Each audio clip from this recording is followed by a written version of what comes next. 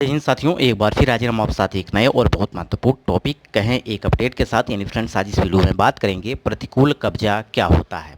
साथ ही साथ अगर कोई भी व्यक्ति आपकी ज़मीन पर, आपके प्लॉट पे, आपके मकान पर 12 सालों से अगर कब्जा किया हुआ है, 12 सालों से रह रहा है, तो क्या वह ज़मीन उसकी हो जाएगी? इस पर आपको पूरे डिटेल के साथ बताने वाले हैं, तो हो जाइए सावधान।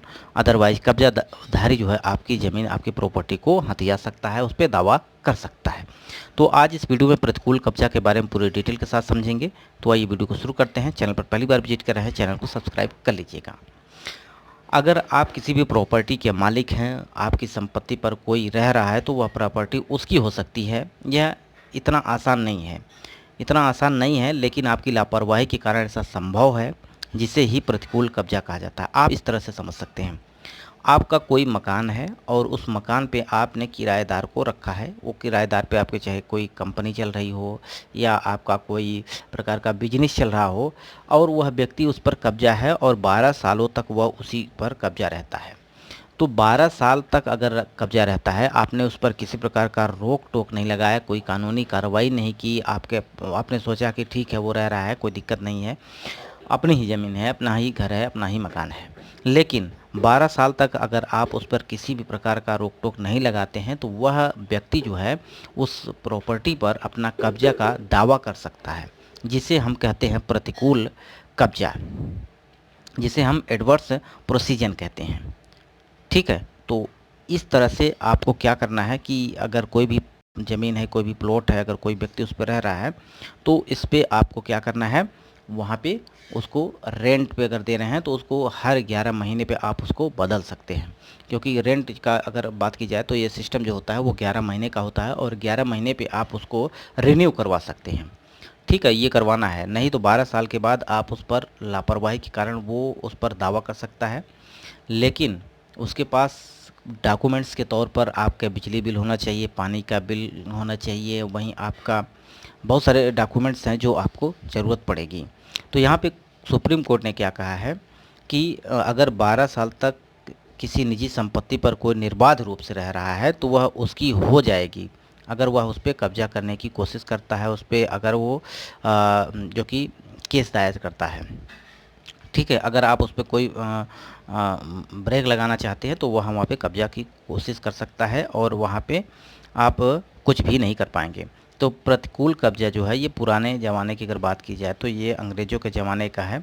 हालांकि अगर इसकी हम बात करते हैं, इसका सिस्टम की अगर हम बात करें, तो यहाँ पे किन परिस्थितियों पर कब्जा मिल सकती है। अगर संपत्ति पर शांतिपूर्ण तरीके से कब्जा किया है और मकान मालिक को इसकी सूचना भी है, तो प्रतिकूल कब्जे के तहत प्रॉपर्टी पर मालिकाना हक का दावा किया जा सकता है। इसमें सबसे बड़ा फैक्टर यह है कि मकान मालिक ने 12 साल की अवधि में कभी कब्जे पर को लेकर कोई रोक टोक नहीं लगाई। अगर किसी प्रकार का रोक टोक नहीं लगाई, तो वह उस पर दावा कर सकता है और उसको ले सकता है। यानी अगर उसको कब्जा करना है, तो उसे साबित भी करना होगा। जो व्यक्ति वो कब्जाधारी है, जो भी रेंट पे रह रहा है, उसे साबित यह करना होगा कि वह उस पर लगातार कब्जा है और उस पर ब्रेक नहीं आया था। कब्जा करने के बाद प्रॉपर्टी की डीड देनी पड़ेगी, यानी जो भी ज़मीन है उसकी डीड देनी पड़ेगी, टैक्स रसीद देना पड़ेगा, बिजली बिल या पानी का बिल, आप गवाहों के एफिडेविट की भी ज़रूरत पड़ेगी। यानी आपको प्रूव करना पड़ेगा कि हम 12 साल उस ज़मीन पर, उस प्रॉपर्टी पर बिना रोक टोक के, बिना कानूनी कार्रवाई के उस पर रह चुके हैं, इसलिए यह ज़मीन या प्रॉपर्टी मेरी है।